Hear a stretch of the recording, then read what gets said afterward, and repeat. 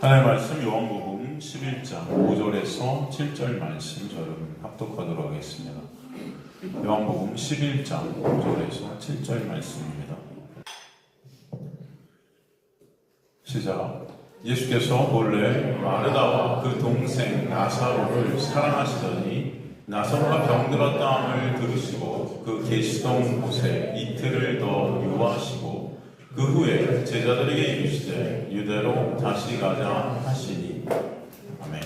저번 시간에 우리가 7번째 표적, 나사로의 표적을 계속해서 살폈죠.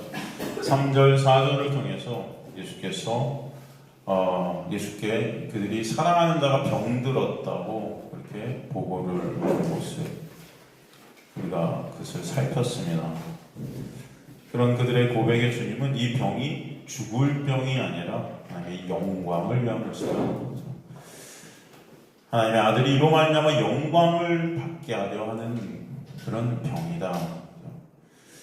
죽을 병이 아니라고 그랬는데 사실 나사로는 결국 어떻게 되죠? 죽습니다. 그죠?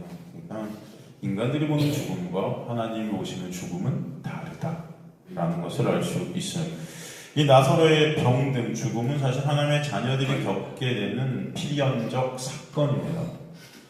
나사로의 죽음은 예수 그리스도 안에서 다시 새로운 피조물이 되게 하시려는, 즉 없음에서 있음이 되게 하신 하나님의 창조의 역사를 우리에게 알려주심으로 말미암아 오직 창조는 예수 그리스도로만 됨을 깨닫게 하시려는 거죠. 인간의 눈에는 나사로가 없음이 되는 것 같아 보이지만 주님의 눈에는 오히려 그 없음에서 있음이 부어짐으로 있음 되게 하시는 은혜임을 알려주시는 것입니다. 그 육의 죽음을 통과해야만 하나님의 백성들은 비로소 예수 안에서 다시 부활하게 되는 생명을 회복하게 되는 것을 알게 되게 하시고, 그 여정 가운데 하나님의 택한 백성들이 하나님의 놀라운 은혜를 깨닫게 하시려는 것이다 라는 것이에요. 그렇기 때문에 결국 그 여정을 통해 오직 하나님만 영광 받으시는 자리에 저와 여러분이 있게 하시려는 것입니다. 그러니까 복음은 바로 그 나라는, 그 나, 신이 된 나, 왕이 되려는 그 나라는 그 육의 죽음과 그 죽은 자리에서 오직 예수의 생명으로 인해 다시 살게 하시는 은혜의 역사라는 것이에요. 그 역사가 당신의 그 하나님의 창세전에 택한 백성들에게 반드시 있게 하시는 역사다. 여러분 그 미켈란젤로 아세요? 미켈란젤로의 유명한 조각상이 뭔지 아십니까? 미켈란젤로가 만든 유명한 조각상 혹시 아세요? 다비드상이에요. 그래서 들어보셨어요? 이 다비드상은 미켈란젤로가 3년에 걸쳐서 만든 걸작입니다. 3년에 걸쳐서 그가 이걸 만들기 위해서 신발, 장화를 신고 만드는데 몇 주 동안 장화를 벗은 적이 없이 이걸 만드는데 모든 것들을 다 했다라는 그런 일화도 있습니다. 사실 이 돌은요 어마어마하게 거대한 돌이었어요.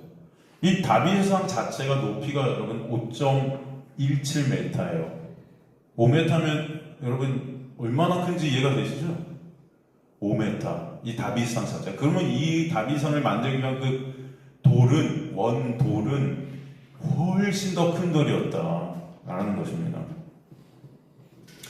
근데 이 거대한 돌을 작업하기가 너무 힘들었어요. 왜냐하면 결함이 많고 균열이 있었고 흠집이 너무 많아서 모든 사람들은 사실 이 돌을 그냥 버렸습니다. 25년간 그래서 먼지 쌓인 창고에 버려진 돌이었어요. 이 돌의 별명이 당시 붙여졌는데 그 별명의 이름이 일기간대. 일기간대는 뭐냐면 거인. 너무 큰 버려진 돌이에요. 근데 별명이 거인이에요. 거인. 여러분, 그런데 이 버려진 거인이라는 이 돌을 미켈란젤로가 발견하고 다비드라는 그 걸작으로 다시 재탄생시킨 것입니다. 그 돌 앞에서 정과 망치로 3년 내내 작업을 하죠. 그리고 다비드가 완성되자 사람들은 그 경이로움 앞에서 입을 다물지 못합니다. 누군가가 미켈란젤로에게 물어요. 어떻게 이토록 쓸모없이 버려진 거인 같은 이 돌덩어리에서 이 생명이 넘치는 걸작품을 만들어낼 수 있었나요? 라고 묻습니다. 그는 조용히 아주 확신에 찬 목소리로 대답을 합니다. 뭐라고 하냐면은, 나는 사실 이 거인 같은 돌덩어리, 버려진 이 돌덩어리 안에 있는 다비드를 이미 보았습니다. 그래서 내가 다비드를 조각한 것이 아니라 사실 그저 이 돌덩어리 가운데 다비드가 아닌 부분을 모두 깎아냈을 뿐입니다. 그런 말을 해요. 이게 무슨 말씀인지 이해가 되십니까? 사실 이미 이 다비드는 이 돌 안에 존재했다. 미켈란젤로는 그 다비드를, 이 돌 안에 있는 그 다비드를 보게 되었다는 거죠. 그리고 단지 그 돌을 깎아낸 겁니다. 이 미켈란젤로의 고백을 이렇게 생각해 보면요, 이것이 우리가 지금 살피고 있는 복음을 얼마나 잘 설명하고 있는가 우리 볼 수 있어요. 원래 이 다비드들은 하나님의 택한 백성들이죠. 근데 죄로 인해 우리는 다 이 돌덩어리 같이, 그죠? 무가치한 자들이 된 것입니다. 그래서 이 거인이라는, 여러분 거인, 이 구약에 보면 거인들이 나오죠? 누구죠? 네피림이죠. 거인된 자들. 다 죄로 인해, 그죠? 돌과 같이 된 자들. 우리 마음이 다 돌과 같이 굳었다고 그러죠? 거인들이 돼요. 내 의, 내 능력, 내 것으로 이 세상의 왕이 되고, 그죠? 신이 되려는 자. 그러나 무가치한 거인이 된 돌덩어리들. 그러나 그들이 사실은 하나님의 택한 백성들이 이 세상 가운데 그런 모습으로 있지만, 예수께서 오셔서 우리를 깎아내시기 시작하십니다. 그죠? 나의 그 거인된 그 돌덩어리 된 그 죄, 그 의, 나의 가치, 내가 쌓았던 그 쓰레기 같은 그 모든 것들을 주님께서 다 삭제시켜 가시는 거죠. 그래서 결국은 예수의 형상으로 다시 재창조시키시는 역사, 그것이 바로 구원의 역사 아니겠습니까, 여러분? 그래서 이 미켈란젤로의 고백은 사실 복음이다 그런 생각이 들게 됩니다. 그렇기 때문에 오늘 이 나사로의 죽음은 예수의 놀라운 은혜의 형상을 다시 회복시켜 주시는 그 삭제의 과정이라는, 깎아냄의 과정이라는 것입니다. 그 죽음의 자리를 통해서 다시 생명이 부어지게 되는 놀라운 역사가 있게 하시는 것이죠. 그것이 바로 십자가의 죽음이고, 그 삭제를 통해 원래 그 돌덩어리가 안에 있었던 그 하나님의 자녀됨이 다시 우리에게 보여지게 하시는 역사인 것입니다. 그 그리스도 안에 생명이 부어져서 회복되어지게 하시는 역사, 그 과정을 통해 미켈란젤로의 그 열심, 그 은혜, 그 생명을 알게 되듯 예수 그리스도의 놀라운 그 구원의 열심을 우리를 깨닫게 하시는 거예요. 하나님의 그 놀라운 은혜가 아니면 안 되는 우리의 모습을 알게 하시는 것입니다. 그죠? 예수께서 나라는 그 육을 부숴가시는 그 작업이, 나라는 왕이 부인되어지는, 나라는 신이 그 육이 부인되어지는, 그러나 우리에게 그것이 고난과 고통으로 감직해야 되는 것이라는 거예요.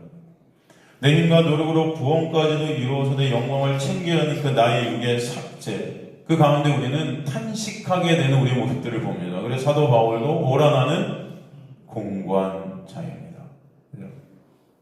주님께서 그 사도 바울이라는 그 육을 죽여가시기 때문에 탄식이 있는 거죠. 그는 예수를 모를 때 자신의 힘과 노력으로 자신의 가치를 쌓았던 자예요. 그래서 난 율법의 완전한 자, 율법에 앞서 지켜서 그 의로 하나님 앞에 스스로의 힘과 노력을 쓸 수 있다고 자부했던 자죠. 이 세상에서 가장 가치로운 자리에 올랐다고 착각하고 있었던 자죠. 그런데 그가 진정한 생명 되신 예수 앞에, 그 예수의 빛 앞에 드러나자 정말 지금껏 내가 쌓았던 그 모든 것들이 다 쓰레기고 배설물임을 깨닫게 되는 거예요. 그런 이후에도 여전히 죄의 종노릇하는 그 나의 실존이 계속 발각되어지고 깨달아지는 가운데 계속 더 무가치한 자리로 밀려가는 가운데 그런 사도를 계속 끌고 계신 하나님의 놀라운 은혜를 보게 되는 것입니다. 그 은혜가 아니면 아무것도 아닌 그의 모습을 깨닫게 되는 거예요. 그러나 그 과정 자체가 그에게는 고통이고 고난이었던 것입니다. 나라는 그 육이 삭제되어지는, 그죠? 나라의 그 신됨, 나라는 왕됨이 무너져 내리는 그 자리는 탄식이 나오는 자리였다는 거예요. 그러나 그 탄식의 여정 끝에 그는 뭐가 나오고 있죠? 감사와 찬송이 나오는 거예요. 결국 다비드라는 그 예수의 형성을 다시 회복해 하시는 하나님의 열심에 그 은혜와 사랑에 사도 바울은 감사하리로다 고백해 하시는 것입니다. 그러게 오늘 본문 말씀 5절이 뭐라고 하십니까? 예수께서 본래 마르다와 그 동생과 나사로, 마르다와 동생은 누구죠? 마리아죠? 나사로를 어떻게 하셨다? 사랑하시더니라. 사랑하시더니. 여기서 사랑하시더니라는 이 단어가 에가파라는 단어예요. 아가페죠. 아가페의 미완료 시대로 쓰였어요. 이 아가페는 여러분 무조건적인 절대적인 하나님의 사랑을 우리에게 말씀하시는 단어죠. 인간들이 할 수 없는, 우리 이 세상에서는 볼 수 없는 사랑인 거예요. 이거는 여러분, 그죠? 완전히 다른 사랑입니다. 우리가 생각하는 사랑이 아니에요. 이거는. 이 단어가 미완료 시대로 쓰였다는 것은요, 그 의미가 이 사랑이라는 것이 창세 전부터 지금까지, 그 과거로부터 지금까지 계속 끊임없이 흐르고 있다고 얘기해요. 지금 이 마르다와 동생 마리아 그리고 나사로에게 이 사랑이 어떻게 해요? 끊임없이 흘러왔다. 지금까지도. 그런 말씀입니다. 이 사랑은 인간들이 서로 한다는 그런 육에 엮여있는 자신의 유익과 영광을 위한 그런 조건적 사랑, 그런 조건적 은혜, 잘못된 사랑이죠. 이런 것들이 다. 그런 것이 아닙니다. 인간들이 한다는 사랑, 인간들이 내놓는다는 은혜, 여러분 이 세상 가운데 여러분 사실 은혜가 있을까요? 사랑이 있을까요? 하나님의 사랑과 하나님의 은혜라는 것은 이 세상에 우리 가운데의 관계 속에서는 존재할 수 없는 것입니다. 나의 육이, 그 나의 육의 유익이 안 되면 사랑과 은혜로 채굴하지 못하는 자들이 죄 안에 갇혀있는 저와 여러분의 모습인 거예요. 모든 것들을 통해서 나한테 유익이 감지가 되어야 그것도 사랑이 되고 은혜가 되는 거죠. 그것이 나의 유익으로 감지가 안 되면 아무리 사랑한다 해도 그 사랑은 여러분 무너져 내리게 됩니다. 그게 우리의 모습인 것입니다. 우리가 저번 시간에 앞에 3절에 주여 보시옵소서 사랑하는 자가 병들었나이다. 그들이 예수께 보고를 하는데 거기서 사랑은 오늘 본문의 사랑과 원어가 달라요.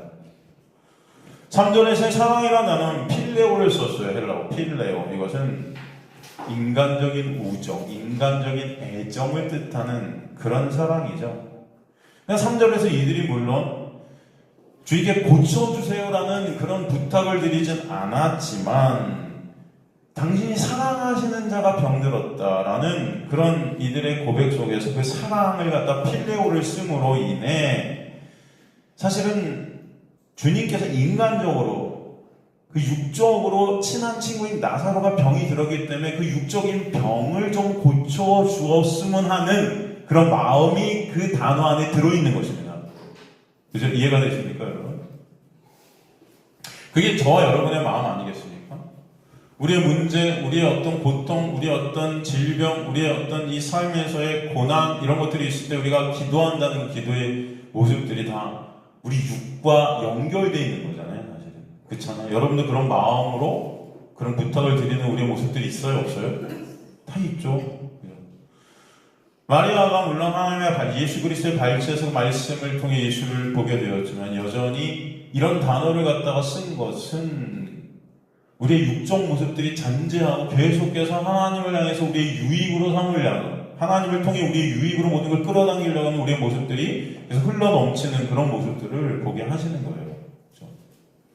그게 바로 우리가 생각하는 사랑이라는 것입니다. 인간들이 생각하는 사랑. 그러나 오늘 본문의 사랑이 아가페는요, 창세 전부터 쭉 계속된 조건 없는 절대적 사랑인 거예요. 그 사랑을 갖다 그들을 하셨다는 것. 이 사랑이라는 것은 사실은 구체적으로 뭘까요, 여러분? 예수인 거예요. 그러니까 예수께서 이 마르다와 이 마리아 그리고 나사로를 사랑하셨다는 것은 이들이 이미 창세 전에 하나님의 택한 백성들이었다는 의미가 들어있다는 것을 알아야 돼요. 이해가 되십니까? 그렇기 때문에 지금도 그 사랑이 이들에게 어떻게 왔다? 흐르고 있다. 흐르고 있다는 것은 다시 그 사랑의 관계, 그 사랑, 예수라는 그 사랑 안으로 그들을 어떻게 하신다? 회복시키실 것이다. 이해가 되시죠, 여러분? 그것을 전제하고 있는 것입니다. 그래서 6절에 나오는 첫 단어가 접속사가 나와요. 우리말 성경에 6절 보면은 요한복음 10장 6절 한번 볼까요? 나사로가 병들어 땀을 들이고 계시던 곳에 이틀을 더 유하셨다 이렇게 되어 있어요. 단지 이렇게만 해석이 되어 있지만 헬라어 원문을 보면 6절 앞에 오온이라는 접속사로 시작합니다.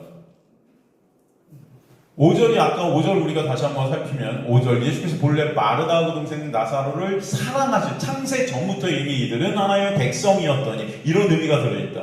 창세 전부터 이들을 사랑하셨다. 사랑이란 예수 안에 이들을 두셨는데 그것이 계속 흐르고 있다 지금까지. 그래서 6절 가면은 온 그러므로 그러기 때문에 나사로가 병들어 땀을 들으시고 그 계시던 곳에 이틀을 더 유하셨다. 그렇기 때문에 오은. 그러니까 이 오은이라는 단어는 인과관계의 접속사예요. 근데 참 재밌죠, 여러분. 이것이 이해가 안 되죠. 보통 예수께서 사랑하시는 그 나사로가 병들었다 할 때 그러기 때문에 이 병들었다함을 들으시고 예수께서 바로 가셔서 고쳐주셨다. 이래야 우리는 이것이 맞다고 생각하죠? 그래야 안 그래요? 그런데 그러므로 나사로가 병들었다함을 들으시고 계시던 곳에 이틀을 더 유하셨다. 그동안 나사로는 어떻게 되죠, 여러분? 죽어요. 죽어서 땅속에 이틀을 파묻혀 있어요. 그리고 3일째 되던 때 가시는 거예요. 완전한 죽음. 3이라는 완전수가 되죠. 예수께서 십자가에 죽으시고 땅에 묻혀 계셨던 그 시간. 그죠? 사랑하셨는데 예수 안에 있던 자들인데 창세전에 이미 그 예수 안에 있어서 지금까지도 그 사랑이 그들이 흐르고 있던 자들인데 바로 가서서 고쳐주시는 것이 아니고 그렇기 때문에 죽이신다. 이게 하나님의 놀라운 사랑의 회복이다 라는 것을 우리가 보여주시는 것입니다.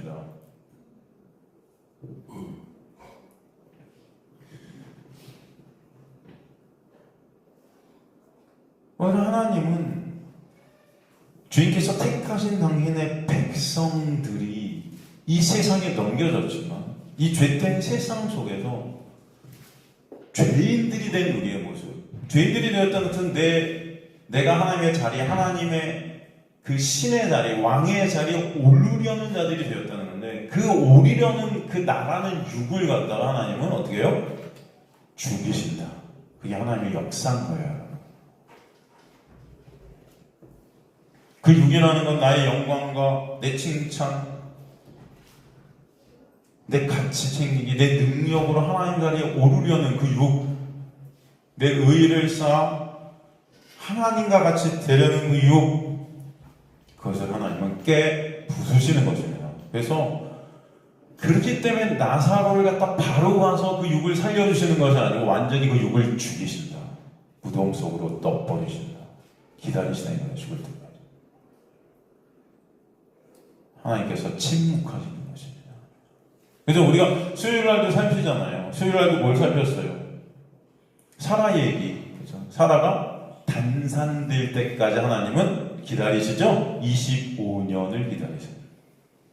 이제 그 생명이 다 소진되는 그 자리까지 하나님은 안 나타나시고, 그때 가셔서 그 생명이 끝난 그 시점에 하나님의 놀라운 은혜로 이삭을 낳게 하신다. 이삭은 곧 누구다?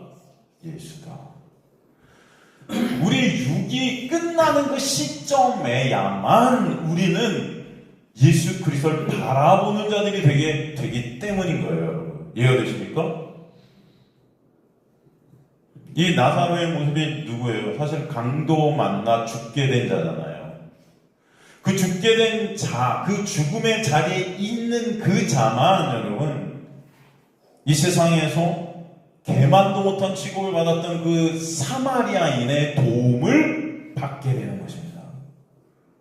제가 항상 그러죠. 그 강도 만난 자가 1%라도 자신의 힘과 노력이 있었다면, 자신의 힘, 능력이 여전히 남아있다면 개만도 못한 취급을 받았던 사마리아인의 도움을 받을까요? 안 받아요. 거절할 것입니다. 그죠? 그게 수치이기 때문에 그 얘기는. 그렇기 때문에 주님은 사라가 단산하는 그 자리, 생명이 끊어지는 그 자리까지 기다리시죠. 나사로가 무덤 속에 들어갈 때까지 기다리시는 거예요. 저 여러분의 가능성, 나라는 그 육의 어떤 능력들, 이런 것들이 남아있는 그 상태에서 계속 기다려서 그걸 죽이는, 그 황폐케 되는 그 자리까지 여러분 딱 두시는 거예요. 이 죽음의 자리 속에서. 우리 생명이 끊어지는 그 자리 속에서 하나님은 그때 비로소 생명을 부으셔서 오직 하나님의 생명, 하나님의 사랑, 그 예수로만 구원이 있음을 깨닫게 하시는 것입니다. 그래서 생명은 오직 예수만 되시고, 생명은 오직, 구원은 오직 예수만 되심을 알게 하시는 거예요, 여러분. 그럴 때 우리는 그 예수만 찬송케 되는 자들이 되기 때문이에요. 그죠? 저 여러분의 창조의 목적이 뭐예요? 하나님 여러분을 왜 창조하셨다 그러죠? 그죠? 예수를 위해서 창조하셨다 그래요. 그의 영광을 위해서. 우리의 삶의 이유는요, 예수의 영광을 위한 것이다. 그죠? 그런 진정 찬송이 우리 안에 있게 되기 위해는 그 죽음의 자리를 통과하게 되는 역사가 반드시 하나님의 택한 백성들에게는 있게 되는 것입니다. 내가 부인되어지는 자리죠. 하나님은 당신의 택한 백성들의 이 세상 삶 가운데의 문제들, 이런 어떤 여러 가지 여러분의 상황들, 여기에 관심 없으세요, 사실은. 우리는 이 세상, 나라는 육과 엮여있는 문제를 해결해달라고 다 때를 쓰고 있지만, 하나님은 그 문제들을 통해 오히려 완전히 그 나라는 그 가짜 신을 갖다 삭제시키는, 꺾어버리시기를 원하시는 것입니다. 그것을 해결해 주시는 게 하나님의 역사가 아니에요, 그래서. 근데 우리 착각하죠. 그런 거 해결해달라고. 그렇게 해결해 주시는 하나님이 진짜 하나님 같이 생각되는 거예요, 여러분. 그런 하나님의 역사는 오히려 그 문제들, 그 모든 상황들, 그걸 통해서 여러분을 죽음의 자리로 쳐 넣으시는 거예요. 깎아내시는 거예요. 그게 하나님의 역사입니다. 우린 거꾸로 알고 있는 거예요, 교회가. 그래서 그 나의 육이 삭제되도록 놔둬버리십니다. 그리고 그 무너져 내리는 자리에서 오직 생명이신 예수가 채워지게 하시는 거예요. 그래서 새로운 피조물이 예수 안에서 되어지는 역사가 있게 하시는 것입니다. 그래서 나사로가 죽어 썩은 그 육이 냄새가 진동할 때까지 기다리는 거예요. 완전한 그의 죽음. 인간의 가능성과 인간의 어떠함이 다 삭제된 그 순간까지 기다리셨다가 주님의 놀라운 은혜로만 살리시는 것입니다. 그 은혜로만 우리가 새 피조물로 존재케 됨을 보여주세요. 이사야서 30장 18절 보면 그래서 뭐라고 말씀되어 있죠? 여호와께서 기다리시나니 이는 너희에게 은혜를 베풀려 하시며 일어나시나니 이는 너희를 긍휼히 여기려 하심이라. 그죠? 기다리시는 거예요. 주님은 우리의 인생 여정 가운데 많은 문제와 고통의 시간 가운데서 우리의 그 육이 무너져 철저히 주님만을 바라보게 되는 그 시간까지 기다리셨다. 그리고 그 생명을 부으시는 것입니다. 은혜를 부어주심으로 인해 우리가 진정 그 은혜를 바라보고 그 은혜적 예수를 알게 되고 그 생명 안에서 참 기쁨과 안식이 있게 되는 자들로 역사해 주시는 거예요. 그러게 하나님의 택한 백성들은 이 세상에서 영적으로 가난한 자와 거지가 되도록 역사하십니다. 그것은 나의 어떠함으로도 구원이 절대로 일어나지 않는구나. 내 믿음 없음이 폭로되어지고, 그죠? 나의 어떤 육적 가능성이 다 소진되는 자리로 이끌어가죠. 나는 뭘 해도 죄만 생산해낼 수밖에 없는 1% 의라는 어떤 것도 나는 만들어낼 수 없는 그런 무가치하고 무능력한 자입니다라는 고백이 있게 하시는 거예요. 그 자리에서 오직 예수의 놀라운 은혜로만 살게 하십니다. 오직 예수로만 구원이 있음을 알게 하시는 거예요. 예수 안에 있게 된 하나님의 백성들에게 육의 죽음, 그 자기 부인의 자리는 그래서 새 장막, 새 의의 옷을, 새 생명의 옷을 입게 되는 생명의 전환점이 되게 하십니다. 그 육을 죽으시고 다시 살리시는 그 역사를 위해서 예수께서 어디서 완성하세요? 십자가를 통해 부활로 완성하시는 거예요. 그렇기 때문에 오늘 본문 7절에서 또 뭐라고 하세요? 그 후에 제자들에게 이르시되 유대로 다시 가자 하시니 그 말씀을 하세요. 굉장히 중요한 말씀이에요. 유대로 다시 가자. 여기서 그럼 우린 질문이 하나 터져 나와야 되겠죠. 그렇죠? 어떤 질문이 나와야 될까요, 여러분? 유대로 다시 가자. 여기서 질문이 나와야 돼요. 어떤 질문이 나와야 될까요? 원래 말씀상으로 보면은 주님은 나사로가 있는 베다니로 가자 하셔야 맞아요. 그래요, 안 그래요? 그죠? 그런데 오늘 본문은 나사로가 분명히 병들어 있는 베다니 이틀을 유하시고 근데 글로 가시려고 하시는데 그 베다니로 가자 하지 아니하시고 유대로 가자 하신 거예요. 이유가 뭐죠? 왜? 물론 유다라는 명칭은 베다니를 포함하는 명칭이라고 볼 수 있어요. 그런데 굳이 베다니라고 하시면 되는데 굳이 왜 유대라고 하셨을까요? 그 유대라는 단어가 의미하고 있는 것이 바로 예수 그리스도의 고난과 십자가, 그 부활의 장소를 뜻하기 때문이라는 것입니다. 그래서 8절에 제자들이 예수께 뭐라고 말하냐면 랍비여 방금도 유대인들이 돌로 치려 하였는데 또 그리로 가시려 하나이까? 그 유대는 종교 지도자들이 예수님을 죽이로 음모를 꾸미고 있는 십자가가 설 곳인 거예요. 그러니까 주님은 구체적으로 지금 유대로 가시자고 하는 말씀 속에서 구체적으로 주님은 어디로 가신다는 것을 우리에게 보여주세요. 십자가로 내가 가겠다. 이해가 되십니까, 여러분?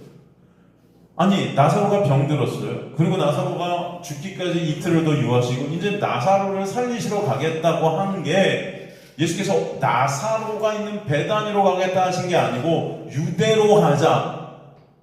즉 나는 십자가로 갈 거야. 어떤 의미가 들어있는 거예요? 왜 주님은 십자가로 가겠다 하시는 겁니까? 그 십자가와 부활을 통해 나사로가 살게 될 거라는 것을 우리에게 보여주시는 것입니다. 이해가 되시죠? 그 나사로는 저와 여러분이잖아요. 그러니까 저와 여러분의 생명의 부활은 예수 그리스도의 십자가와 부활을 통해서만 있게 된다는 것을 보여주시는 거죠. 나사로의 부활은 오직 십자가를 통해 있게 된다. 그 십자가로 가서 나사로로 죽으시고 그 육으로 죽으시고 그래서 나사로가 무덤 안에 갇히 있지만 그 십자가의 죽음의 자리지만 주님께서 부활하심으로 말미암아 무덤 안에 있던 나사로가 이제 예수 그리스도의 은혜로 다시 살게 되는 역사. 그 언약이라는 끈으로 나사로와 예수가 묶여 있음을 보여주시는 거예요. 그래서 오늘 본문 첫 말씀이 네 나사로를 주님께서 사랑하시더니가 되는 거예요. 이미 창세 전에 그 언약의 끈으로 묶여있는 하나님의 백성이 나사로이기 때문에 내가 그 십자가와 부활을 통해서 이 나사로를 살릴 것이다 라고 설명해 주시는 것입니다.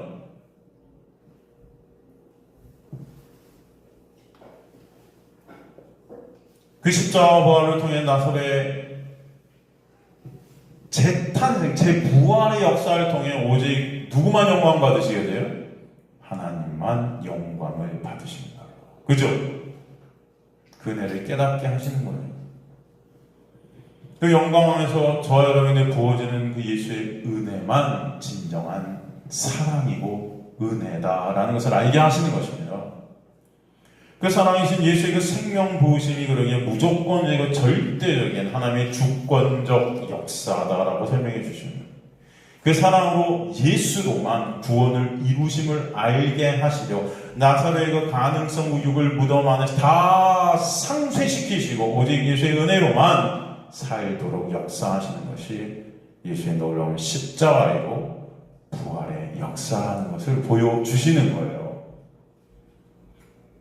성경 전체는 그러기 때문에 이 십자가와 부활의 놀라운 역사, 예수께서 이루시는 그 생명의 은혜의 역사를 창세기부터 계시록까지 계속해서 그려주시는 것입니다. 다른 얘기가 아니에요. 이해가 되시죠? 그러기에 구약은 뭐예요? 구약은 다른 말로 율법이죠. 그래서 그 율법은 뭘 뜻합니까? 죽음, 어둠, 무덤, 그것이 뭐예요? 사실은 십자가예요. 우리는 그 십자가에서 다 율법에 맞아 죽어야 될 자들임이 깨달아지는 거죠. 구약이라는 말씀을 통해서. 그죠? 그리고 신약은 뭐예요? 예수 그리스도의 부활을 통해서 이제 우리가 생명되고 그 놀라운 은혜, 놀라운 빛의 역사, 부활의 역사를 우리에게 보여주시는 거잖아요. 구약과 신약, 이것은 십자가와 부활인 것입니다, 여러분. 하나님의 택한 백성들이 어둠에 넘기셔서 어둠들이 되게 하셨어요. 그 어둠의 특징은 뭐냐면 나의 신됨, 나의 왕됨을 추구해요. 나의 가치, 자랑, 인정, 나의 영광을 추구하는 자들이 된 거예요. 그 육을 죽여가시고 그 육을 무너뜨려 가시면서 참 생명이 무엇인지, 참 평안, 안식, 은혜, 사랑, 가치가 무엇인지, 진리가 무엇인지 바라보게 하신다. 그 생명, 가치, 진리, 은혜, 사랑 다 누구죠? 예수예요. 예수를 알게 하시는 거예요. 그래서 참 진정한 영생이라는 것은 유일하신 참 하나님과 그 아버지신 예수 그리스도를 어떻게 하는 거다? 아는 것이다. 그 알미 있도록 역사하시는 거죠. 그게 영생의 역사다. 그 육적 가능성이 완전히 무너지는 내 능력, 내 의, 내가 챙길 수 있는 내 영광된 것들이 다 무너지는 그 고통의 자리가 진정 예수로 찬송의 자리가 되게 하시는 은혜의 자리다 라고 설명해 주시는 거예요. 그 완전한 비움 가운데 오직 예수라는 완전한 채움이 있게 된다. 나라는 그 육의 비움 가운데 온전히 생명 대신 예수로만 채워지는 역사, 이것이 하나님께서 이루시는 하나님의 열심인 것입니다. 그래서 창세기 1장 보면 혼돈과 어둠과 흑암과 공허, 이것은 없음이죠. 그 없음 가운데 빛이 떨어져 창조가 일어나는 거예요. 있음이 되게 하시는 거예요. 그 빛은 누구예요? 사실 예수죠. 그래서 요한복음 1장에도 그 빛이 누구다? 예수다. 우리 가운데 오신 예수를 뜻해요. 이레미야서 1장 10절도 보면 건설하기 전에 하나님은 무엇을 반드시 하신다 말씀하세요? 뽑고 파괴하고 파멸하고 넘어뜨리시겠다 하세요. 이해가 되시죠, 여러분? 성경의 구원의 역사는 그래서 여러분 건설하기 전에 뽑고 파괴하고 파멸하고 넘어뜨리시는 역사가 있다. 인간이 쌓은 그 의, 그 가치, 그 자랑, 그 영광이라는 바벨을 허물어뜨리시는 역사가 있다. 반드시 그 역사가 있은 후에야 세우시는 역사가 있는 거예요. 그래서 이스라엘 백성들 바벨론의 포로로 갔을 때 그 성전이 다 무너져 내리게 하시고 다시 그 성전을 재건케 하시죠. 근데 그 재건케 하실 때 인간의 힘과 인간의 노력, 인간의 능으로 재건케 돼요. 그것이 오직 무엇으로? 성령으로. 그렇죠? 그 성령으로 재건케 된다는 의미는 바로 예수 그리스도의 십자가와 부활을 통해 우리 안에 누가 오실 때만 재건이 있다? 성령이 오셔야만 재건이 있다 라는 것을 보여주세요. 로마서 5장 20절에도 뭐라 그래요? 율법이 들어온 이유가 뭐라 그럽니까? 율법을 우리에게 주신 이유가 뭐라 그래요? 예? 율법이 들어온 것은 범죄를 더하게 하라는 거예요. 여러분이 율법을 지키라고 주신 게 아니에요. 그죠? 정확히 나오죠? 근데 교회에서는 그 율법 하나의 말씀을 다 지키라고 그러는데 지키라고 주신 것이 아니고 율법이 들어온 것은 율법을 여러분에게 하나님께서 주신 것은 범죄를 더하게 한다는 거예요. 그럼 우리를 다 범죄자로 만들려고요? 아니, 여러분은 이미 죄만 생산하는 자들인데 그 율법을 통해서 그 범죄가 더 드러나는 것입니다. 아, 내가 죄인이구나가 더 깨달아지는 거예요. 이해가 되시죠, 여러분? 우리가 얼마나 더 철저히 부패하고 얼마나 무능력하고 얼마나 죄된 존재인지를 더 드러내 주시는 걸 말씀을 통해. 이게 말씀의 역사입니다. 그 율법의 거울 앞에 사도행전에서 뭐라고 탄식합니까? 오라 나는 공고한 자입니다. 누가 이 사망의 몸에서 나를 구원해 내랴. 그리고 바로 빛이신 사랑이신 예수를 바라보게 될 때 감사하리로다. 그죠? 예수의 놀라운 은혜가 나를 지금도 덮고 가리고 있으니 감사한 거예요. 그래서 7장, 로마서 7장은 죽음의 장이라 한다면 그 십자가의 장이라 한다면 로마서 8장은 바로 부활의 장이다. 그래서 8장 첫 부분이 이제 그리스도 예수 안에 있는 자에게는 결코 뭐가 없다? 정죄함이 없나니. 죄와 사망의 법의 생명의 성령의 법으로 나를 생명되게 하셨다 말씀하시는 거예요. 7장의 장이 십자가라면 그래서 8장의 장은 부활입니다. 다 그런데 그 십자가 부활을 누가 이루세요? 예수가 이루셨다. 갈라디아서 2장 20절 보면 그래서 내가 그리스도와 함께 십자가에 못 박혀 죽었나니가 먼저 나오고 죽음이 나오고 십자가가 나오고 이제 내가 예수 안에 살게 된 것, 그 놀라운 은혜, 그 부활의 역사가 설명이 되어지는 것입니다. 그죠? 그 믿음이 그 사랑이 역사하셔서 만든 하나님의 백성들의 모습이 그래서 우리가 공부하고 있는 수요일날 히브리서 11장의 믿음장에 다 고스란히 등장되어지고 그려지고 있는 거예요.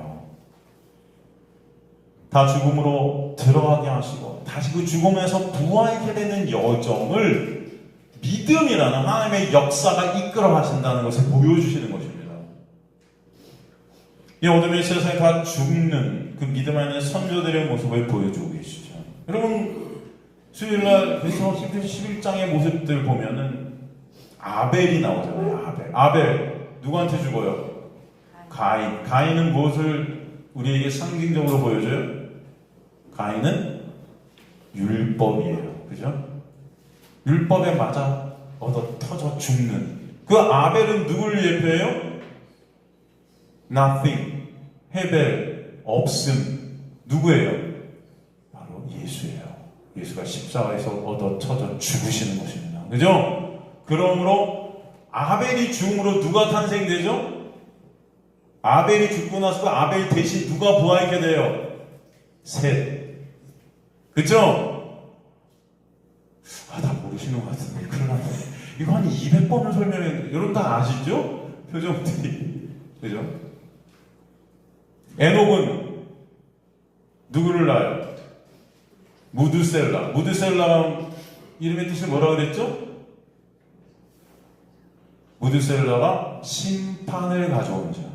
무드셀라가 죽을 때 그런 심판이 일어나죠. 무드셀라가 죽을 때 어떤 심판이 일어나요? 노아의 홍수, 노아의 심판, 홍수 심판이 일어나죠. 무드셀라가 심판을 가져오는 자죠. 그 무드셀라를 낳고서 에녹은 그때 비로소 어떻게 돼요? 하나님과 동행케 되는 거죠. 그리고 그 하나님 안으로 한몰 되어져. 이 세상에서 사라지는 죽음이 있게 돼요. 이해가 되십니까, 여러분? 그 가운데 예수 안에 생명이 되게 되는 역사를 보여주시죠. 노아, 하나님의 은혜가 임하죠. 그랬더니 그 생애가 어떻게 돼요? 노아의 생애가 120년 동안 그 인생 여정 전체가 이 세상에서 조롱받고 멸시받고 사라지는 자기 부인의 역사가 있게 돼요. 방주만 져요. 미쳤다고 그러죠. 사람들이 산 위에서 방주만 120년 동안 져요. 그 방주는 누구예요? 예수죠. 예수 안으로 함몰되어지는, 이 세상에서 사라지는, 부인되어지는, 깎아지는, 삭제되어지는 역사. 그러는 것은 바로 예수 안에서 다시 생명되는 역사죠. 그래서 홍수 심판 이후에 다시 방주 안에서 그는 새롭게 재탄생되어지는 역사를 보여줘요. 그죠? 아브라함과 사라도 마찬가지예요. 하도 제가 많이 말을 해서 이제 입이 아프죠. 아브라함과 사라. 여러분 꿈속에서도 아브라함이 등장하지 않습니까? 다 육의 죽음을 통해서 이삭 즉 예수가 나아지게 되는 역사, 예수만을 바라보게 되는 역사가 있습니다.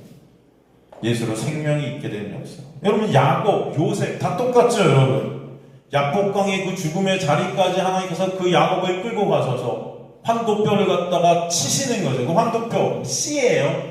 그 씨를 치셔서 죽이시는 것입니다. 그 죽음의 자리. 근데 그 씨로 죽으시는 분이 누구예요? 예수죠. 그 십자가에서 예수가 죽으신 그 죽음이 바로 야곱의 죽음임을 우리에게 보여주시죠. 그리고 이제 야곱이 거기서 살아나서 이스라엘이 되잖아요. 하나님의 백성이 되는 거예요. 그죠? 그리고 나서 그 야곱은 무엇을 의지해요? 지팡이만 의존하게 돼요. 지팡이, 누굴 상징하고 십자가 예수 그리스도를 바라보게 되는 것이죠. 이해가 되시죠? 그 죽음의 자리를 통과하지 않으면 예수를 바라볼 수 없다. 우리는 그것을 보여주시는 거죠. 요셉 마찬가지예요. 그죠? 첼시의 옷을 입고 자신의 꿈을 자랑하던 그런 여겼던 제 자신을, 그런데 그가 그 형제들에서 죽음으로 나가죠. 죽음 가운데 처해지죠. 노예로 팔리고 감옥에 갇혀 죽음을 통과합니다. 그런데 그런 자리에서 생명 되신 예수로 말미암아 이제는 생명을 구하는 자가 되게 하시는 거예요. 그 요셉이 어떤 고백을 합니까? 요셉을 죽음으로 내몬 원수 같은 형제들에게 나중에 만났을 때, 형제들을 만났을 때 뭐라고 해요? 당신들이 나를 이곳에 판 것을 슬퍼하지 마소서. 이곳에 이 무덤과 같은 이 세상으로 날 넘긴 것을 슬퍼하지 마세요. 하나님의 생명을 구원하시려고 나를 당신들보다 먼저 보내셨나이다. 바로 이 요셉은 생명을 구원하시려고 이 땅에 오신 예수 그리스도를 정확히 예표하고 있는 것입니다. 이해가 되시죠, 여러분? 예수께서 십자가를 통해 그 죽음을 통과하셔서 우리를 살리시는 그 역사, 그래서 그들이 이스라엘들이 되게 하시는 역사, 그래서 요셉을 통해 보여주셨다. 애굽의 왕자였던 모세도 마찬가지예요. 40년 광야의 죽음을 겪게 하시죠. 그 전에는 왕자로서 아주 위풍당당했고 교만이 쩔었어요. 하나님의 자리에서 모든 사람을 심판하는 그런 자리에 있었어요. 그런데 그를 광야로 낸 모세였고, 광야의 40년 동안의 역사는 이스라엘의 1세대의 죽음을 의미하기도 하죠. 거기서 다 죽어요. 그리고 80세가 되자 자기 부인의 고백이 처절하게 있게 하시죠. 그리고 그는 지팡이만 의존해서 구원을 이루는 자의 표상으로 우리에게 세워지는 것입니다. 그래서 모세는 누굴 또 예표했어요? 예수를 예표해요. 그죠? 나는 이제 아무것도 할 수 없는 자라는 고백이 광야 40년의 삶을 통해 자기 부인의 역사가 있게 하시는 거예요. 그게 여러분의 인생 여정이라는 것입니다. 베드로도 마찬가지로 죽음을 통과하게 되는 자기 부인의 여정, 급기야는 십자가에 거꾸로 달리는 그 여정까지 예수가 그를 끌고 가시는 것입니다. 그죠? 다른 사람과 비교하면서 나는 절대로 예수를 배반 안 한다. 난 절대로 다른 사람은 몰라도 나는 예수를 지킬 거다라는 그 자만, 그 교만, 그 모든 나의 육의 가능성, 나의 육의 어떤 그 능력, 이 모든 것들을 다 무너뜨리시는 거예요. 네가 날 3번 부인하리라.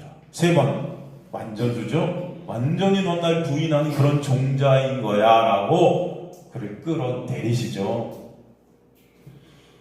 그런 사건들이 구약에 계속 펼쳐지는 거예요. 에스겔서 30장에 마른 뼈 사건, 철저한 마른 뼈, 시체들, 죽음 1%, 0.1%도 생명이란 걸 존재할 수 없는 그 마른 뼈에게, 그죠? 하나님의 놀라운 역사가, 그 생명이 임해서 그가 군대들이 되게 된 거죠. 이게 하나님의 놀라운 은혜가 아니면 우리는 살 수 없음을 보여주시죠.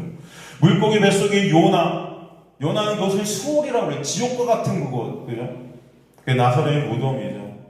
그 무덤, 그 물고기 뱃속의 죽음 가운데 요나는 그 죽음을 통과해서 어떤 고백을 하게 돼요? 구원은 오직 여호와께 속하였나이다라는 고백을 하게 되는 거예요, 여러분. 오직 구원은 예수로만 있음을 깨닫게 하시는 거예요. 그 죽음을 통과하게 하셔서. 그 죽음을 통과하지 않으면 인간들은 그 구원에 내가 보탬이 될 수 있다고 착각해요.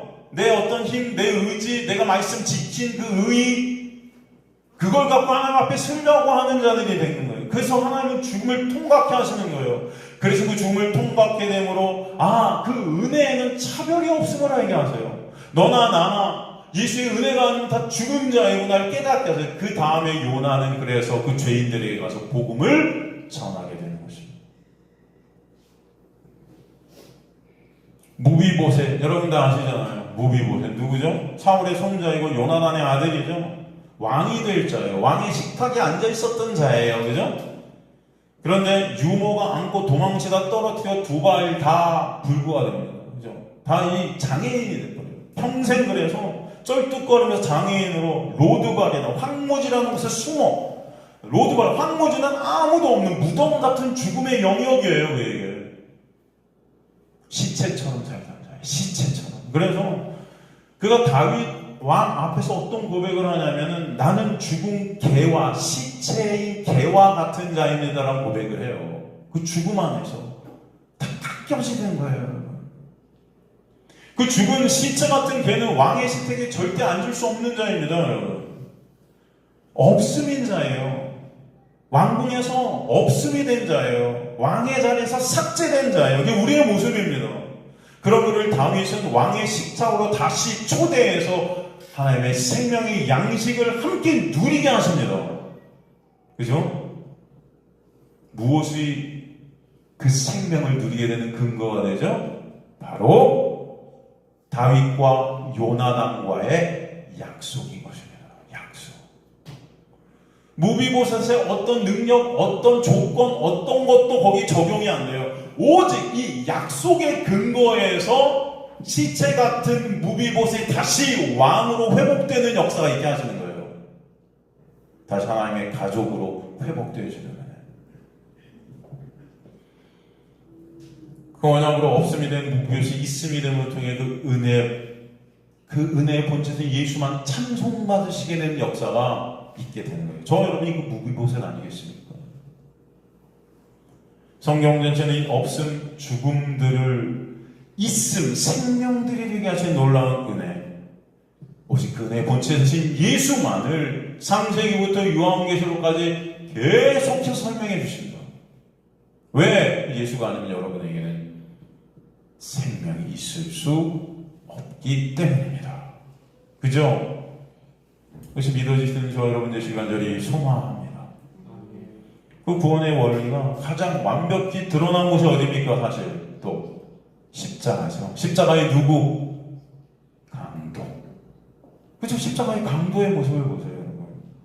손발이 다 못에 찔려 있어서 아무것도 할 수 있는 능력이 상실된 자예요. 그죠? 어떤 선행, 말씀 지킴, 예배, 기도, 그 어떤 것도 하나도 자신의 힘과 노력으로 1%도 할 수 없는 자가 강도예요, 여러분. 다 이제 죽어가요. 거의 죽어요, 그냥. 죽음이죠. 무능력함의 결정서로 드러납니다. 그 무덤의 자리에서 빛이신 예수 그리스도의 비침으로 인해 그 예수를 그 은혜로 인해 깨닫게 되고 알게 되죠. 저를 기억해 주세요라는 고백이 있게 하세요. 그럼 그에게 예수는 뭐라고 하세요? 너가 나와 함께 낙원에 있으리라. 여러분 이거는 하나님의 절대적 은혜가 아니면 안 되는 역사예요. 그죠? 강도가 잘한 것이라고는 1%도 없어요. 할 수 있는 그의 가능성이라는 1%도 존재하지 않아요. 그는 그냥 죽음에 갇힌 자예요. 오직 하나님의 은혜로만 살리시는 것입니다. 그럴 때 이 강도는 나 이 죽음에서 꺼내주세요가 아니고 그 놀라운 은혜에 감사하게 되는 것입니다. 감사하게 되는 거예요. 우리도 이런 강도와 나사로와 같은 자예요.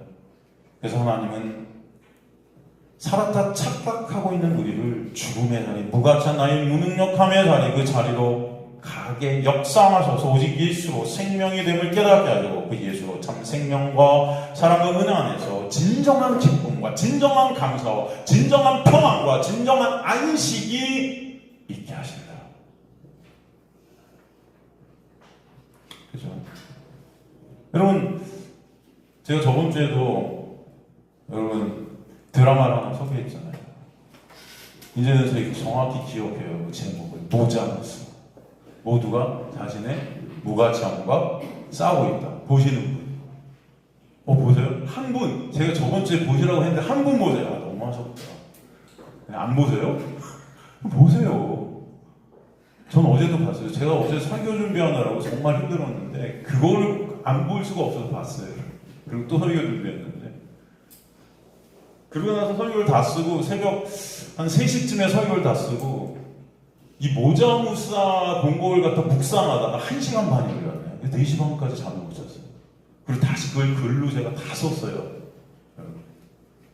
그러면 여러분들 모자무사는 여러분 어떤 제가 볼 때 생명 말씀에 있는 이 기독교 서적보다도 훨씬 훌륭해요. 제가 볼 때 제 생각입니다. 또 여러분 또 목사님 말도 안 돼. 뭐 말 안 돼도 할 수 없죠. 설교를 제가 하니까 여러분 들으셔야 돼요. 이게 제 특권 아니겠습니까?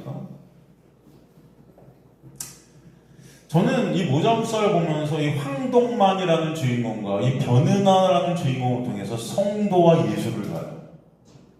와, 진짜요? 어떻게 그래요? 여러분? 거기 나오는 무가참의 대명사가 누구예요? 황동만이에요. 그죠? 자신의 무가치함을 발견하면서 그러는 그 무가치함 속에서 사실 가치가 무엇인지를 찾게 되는 역사가 있게 하시는데 이게 우리의 모습이죠. 거기 나오면 변은한 누굽니까? 그 무가치한 황동만을 가치 있는 자로 만들어가는 자예요. 이 변은하는 여러분. 저는 그래서 이 변은하가 예수로 비춰집니다. 이 변은하는 원래 유명한 우리나라 톱 배우의 딸인데 이 세상 속으로 넘겨지죠. 사실은 버려져요. 그래서 핏줄도 없는 그 어떤 할머니 밑에서 아주 무가치한 자로 자라요. 그렇지만 천재적인 능력을 갖고 있습니다. 글을 천재적으로 써요. 보석과 같은 존재죠. 마치 이 변화를 보면서 예수를 생각합니다. 이 죽음의 땅으로 넘겨져 무가치한 자로 대접받았지만 보석이신 그 예수 그리스도. 바로 변은하 같아요. 황동만은 자신의 신호를 변은하를 통해서 체크받는데 변은하가 뭐라고 그러냐면 황동만에게 감독님의 글은 좋은데 사랑이 없어요. 생명이 없어요. 무가치하다는 거죠. 여러분 이 세상 속에 사랑이 없고 생명이 없으면 다 무가치한 거예요. 죽음인 거예요. 사랑이 없는 생명이 없는 무가치한 그 글을 갖다 변은하가 손을 대기 시작하는 거죠. 그래서 진정 가치로운 글로 변화시킵니다. 근데 결국은 사실은 이 황동만을 변은하가 훌륭한 감독으로 다시 재탄생시킬 거예요. 그 무가치한 자리에서. 몰라요. 어떻게 될지는. 지금 3회쯤, 4회인가? 오늘도 가서 봐야지. 한번 보세요. 여러분, 저는 보는 내내 성도와 예수가 생각났어요. 보는 내내 한 장면 컷마다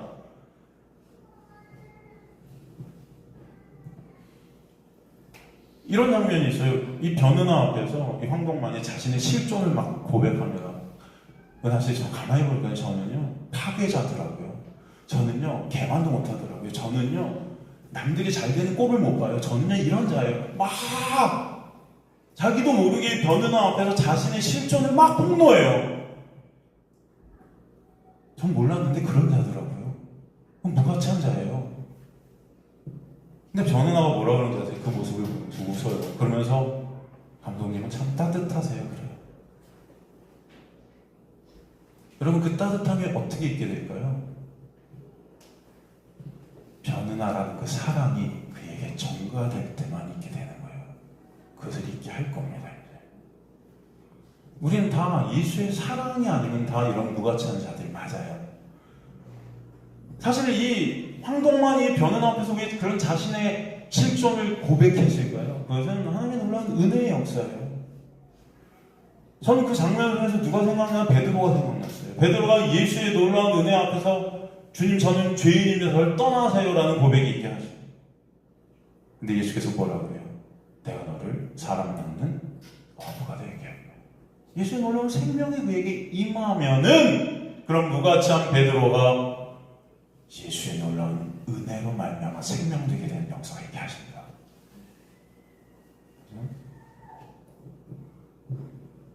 그래서 이 변화를 통해서 이 황동만은 무가치한 자리에서 가치 있는 자로 변화하게 되는 역사가 있게 됩니다. 어제 방송 중에 첫 그림이 어떤 그림이었냐면 이 황동만이 형한테 두드려 맞아요. 진짜 무가치한 자의 그림을 아주 보여줘요. 막 엄청 두드려 맞고 막 만신창이가 돼갖고 또 형을 신고해갖고 그냥 경찰서에 붙잡혀 와요. 보면 진짜 이제 무가치 애들이 저렇게 무가치한 모습을 보여주나? 그런 생각을 해요. 경찰이 거기 황동만한테 묻습니다. 당신은 직업이 뭡니까? 조사하는 거죠. 거기서 황동만이 아무 대답을 못해요. 아무 대답을 못해요. 할 말이 없어지는 거예요. 로마서가 생각나지 않아요, 여러분? 네? 죄 안에 갇혀 이제 할 말 없는 자들이 된 우리의 모습들. 그죠? 로마서의 말씀들 있잖아요. 그래서 아무 말을 못해요. 그냥 자신의 무가치함이 폭로되는 거예요. 자신의 죄됨이 폭로되니까 아무 할 말이 없는 자가 돼버린 거예요. 그 경찰에서는 마치 하나님의 심판대 같은 생각이 들어요. 우린 그 심판대에서 아무 할 말 없는 자로 폭로되는 거죠. 근데 갑자기 변은하가 경찰서로 뛰어들어옵니다. 그래서 황동왕은 옆에 딱 앉아서 자기가 대답을 해줘요.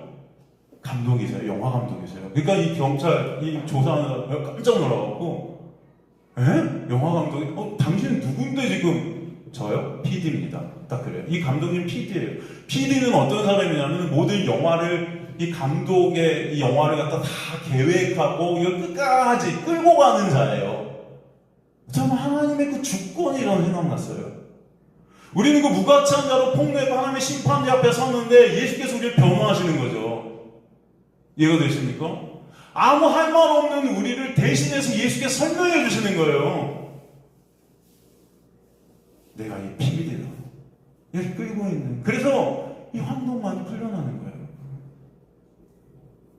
이해가 되십니까? 그런 장면들. 그리고 어제 이 변은아의 옛 남자친구가 나와요. 이 변은아의 옛 남자친구도 시나리오하고 감독인데 둘이 사귈 때 이제 글을 갖다 같이 썼어요.